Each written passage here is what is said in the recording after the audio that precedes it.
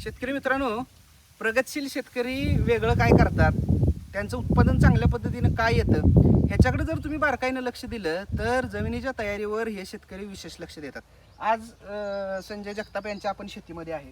मागा हा जो ढीग दिसतोय हे मागचं 4 महिन्याचं त्यांचं नियोजन आहे की उसाला बाळ बांधणी करताना खत गेलं पाहिजे, सेंद्रिय खत. यासाठी त्यांनी काय केलंय, कोंबडी खत ह्याच्यामध्ये मिक्स केलंय, शेणखत ह्याच्यामध्ये मिक्स केलंय आणि कारखान्याचे मळी 2-2 टेलर, बरोबर ना, 2-2 टेलर ह्याच्यामध्ये मिक्स केलंय आणि मिक्स करून हे कुजत ठेवलेलं आहे. आणि आता तुम्ही जर बघितलं तर हे अतिशय चांगल्या गुणवत्तेचं खत, शेणखत, कंपोस्ट म्हणा, आता ह्याला कंपोस्टच म्हणू आपण, सगळं ह्याच्यामध्ये मिक्स केलंय. जीवाणूंचं स्प्रे केले, हा, जीवाणूंचं पण स्प्रे केल्यात आणि चांगल्या दर्जाचं खत बघा हे तयार झालंय, पूर्णपणे कुजलंय 100% आता.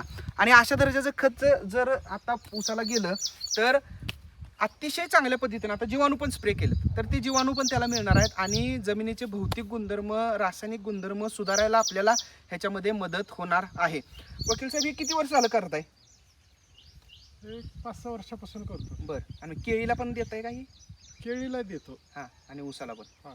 केळीला सुरुवातीलाच खर्च किती होतो ह्याला? आता शेणखत विकतच असेल ना? सर्व विकतच आहे, फक्त कमी असल्यामुळं. पूर्वी काय आपण करायचो, शेणखत वगैरे आणलं की डायरेक्ट टाकायचो, बरोबर. हे ठेवून टाकतोय, फक्त तो खर्च वाढतोय, टाकायचा, परत ठेवायचं आणि परत ते भरायचं, बरोबर. हा खर्च वाढतोय, परंतु त्याची गुणवत्ताही मिळते. आता तुम्ही जर बघितलं का ह्या बॅग मध्ये इथं हे सगळं पॅक केलंय, इकडे जवळ दाखवा बघा. या बॅग मध्ये आता हे पॅक करून परत टाकायचं चालू आहे.